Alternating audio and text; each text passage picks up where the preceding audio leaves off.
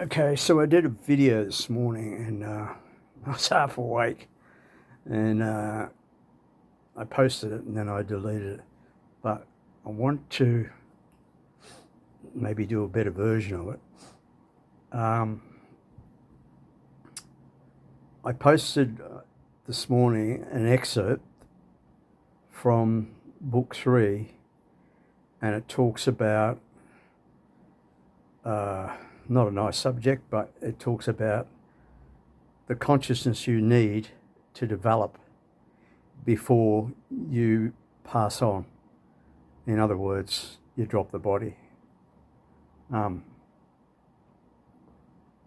While we're here and we have this body and we have this life, the end result is going to be death. So we have to cultivate the best version of ourselves while we have the body. And we do that through the elevation of our consciousness, which upon passing on, we have a frequency value, which is your signature. That signature, as I've written about in book 3, is your key to the realms of consciousness that you've elevated yourself to, that upon passing you will land there. So, to encapsulate what I just said, the better you elevate your consciousness, the more you can do that. In other words, increase the frequency. It's all about frequency. Increasing your frequency value determines where you will be, where you will land on the spectrum and realms of consciousness right up to 0 point. Okay, so you took the fall from 0 point, but you didn't really go anywhere. When I say fall, you just focused downward into more density. None of us ever actually leave 0 point. None of us. We just focus our intention to a more narrow scope, and this is the most dense realm of them all. It's called the Hertzian plane. Earth, this realm, is called the Hertzian plane. Then you have infrared, then you have the visible light band, and those 3 bands are called the visible light spectrum. If you don't elevate your consciousness above the visible light spectrum, you will be reincarnated. You will be re-looped again. That's just the way it works. Because there is a hierarchy called the Chimera species that sits in a corridor between the third dimension.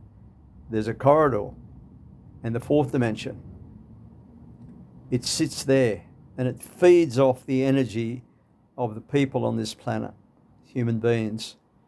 You know, we're the only species on this planet that has to pay to live, you know, to survive, which is ridiculous. So we're a harvested farm, is basically what we are. So how do we get out of that? There is actually a net that is over the top of this planet, and it is a frequency capture net. So if you haven't elevated your frequency above the first 3-dimensional planes, then you'll automatically just be caught and be back again. Over, and you've been doing that for 45,000 years, at least. At least. Just under this spectrum of hierarchical control, the Chimera species. They're a hybrid humanoid type merged with AI. They come from another star system, They created problems on that star system. They were kicked out, and they landed on this one, and to between the third and fourth dimension, and Earth was ripe for the taking. So that's what they did. Anyway, so what you want to do is raise your frequency level. You do that by consciously working on yourself, and being the best version of yourself that you can be. In other words, righteous intent, and all of the things that are under that, righteous intent and discernment in everything that you do elevates your consciousness and will give you a frequency specific signature, so that if you've raised your signature above the third dimension and you really want to go to the junction of the fourth and fifth dimension, because there you can still be fed on and you can still be taken if you haven't dropped all of your pretentiousness. In other words, if you still hold secrets about yourself, they are known. They're going to be stripped. And then it's not anybody that sends you back. You send yourself back because your frequency hasn't been consolidated to hold that position. You may land there, but you can still be pulled back. But you still have the opportunity to rise from that juncture. The fifth dimension is the first, you could call it the first heaven, really, for want of a cliche word. But there, you're in a much safer place. My mother, for example, who visited quite often, and she hasn't been for a couple of months now. She passed on about 17 years ago. And as my consciousness was raised, because I had this rupture event initiated by a UFO craft right over the top of this condominium building, by the way. And that's I've written all about that in the book and what happened to me from there. But really what it did was, it didn't come as a benevolent entity. It came as a malevolent entity to contain me. But I was doing practices, mirror, candle focus, a lot of breath work. I was engaged in the teachings of the Gnostics through Ramtha's School of Enlightenment in the USA, and I've been doing that since 1989. And when I started to break out and get into the void, in other words, in consciousness, I was going way back from 0 point into the void. And they didn't like that. So they knew I was ripening myself for escape. They tried to contain me, didn't work. But what it did do, it ruptured me, and it's written in the book 1. I woke up an absolute meltdown one morning, right here, about 14 months ago. Tectonic it was. I mean, I was in absolute, I couldn't believe that I could be so much grief, uncontrollable sobbing. Never had it in my entire life. And I found out later, not that much later, when I started to have communications from the other side, that in that half an hour, the 30 minutes, I had dropped 1,000 lifetimes of karmic debt. It was gone. So they ruptured a part of the brain called the precuneus, the parietal precuneus. It's right above here on the right ear. And it's non-local awareness. And so my consciousness touched 0 point again. And I could see everything underneath that again. Anyway, that's all written in the book. But what I want to say to you is this. Work on being the best version of yourself. Whatever darkness you've got, what dark corners you've got, whatever you feel guilt about, you've got to pull it out like a rotten tooth, rip it out, look at it, and whatever it was, forgive yourself. If you can fix it somehow, fix it. But you've got this. There's two sides to this, because we are living in a simulation. What does that really mean? It means that this chimera species pulled through design, through systemic design, pulled us so far away from Creator. They detached our soul, if you like, which never really gets detached in a etheric sense. But in consciousness, they detached it by having us farmed. Systematically, they widened the gap. In other words, we became fractured souls from Creator. And religions have done that. That's all by design.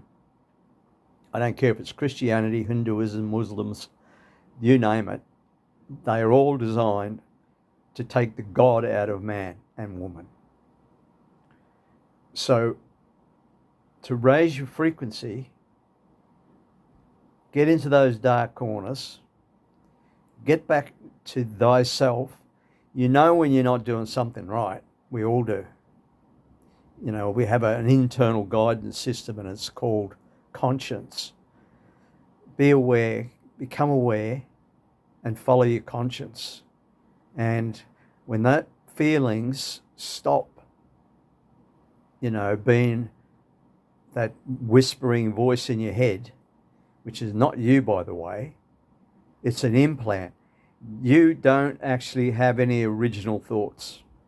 Whatever thoughts come into your head go via a node system. It's modified, and then it's transmitted to you, and you think it's your thoughts. It's not your thoughts. You're thinking the way that the farm hierarchy wants you to think, to keep you in the simulation, to be productive for them, to expend energy for them, because they can't produce energy. We are the energy that keeps them in place. That's how it works. We take our power back, and we do that by raising our frequency. Then there's one part been taken out of the farm, you and me and anybody else that wants to make the effort. And what are the three key things that you must integrate into your day? Wake up in the morning and sit up, put your feet on the floor, flat on the floor. If you've got concrete or tiles, that's even better, because it goes down to earth through the structure. Or go outside and do it. But you should do it really upon awakening, and take 9 breaths in, hold it for a couple of seconds, and then breathe out slowly. In other words, you want to breathe in for about 4 seconds, hold it for 2, and breathe out for 9 seconds. Do 9 cycles of that. Okay, so 4 9s are 36, 3 and 6 are 9, which is the number of completion. What you do is you block the mimicry from that node. You take control. The other thing you want to do in the evenings, I do it before bed, about an hour each day, is mirror focus with a light on, so you can see yourself in the mirror, but not a bright light, just enough to shine light on your face. But don't have the light shine into the mirror. Put it to the side and just look at yourself. Clear your mind and just look into your eyes. Be about 1 meter back. Elevate yourself up, maybe 20, 30 centimeters. Sitting on a chair, that's okay. And just look into the mirror and look at yourself. Look right into your eyes. Focus on your eyes. You will see things change. You'll see your face change. You might even see scary versions of yourself. You might see younger versions of yourself. You might see future versions of yourself. It doesn't look anything like you. And what that does is it stills the mind. What this mimic mind hates more than anything else is someone who has stillness and silence and doesn't have that chatter going on all the time. Still the mind. Do that for about 30 minutes. And as you do it, day by day, you're going to find that your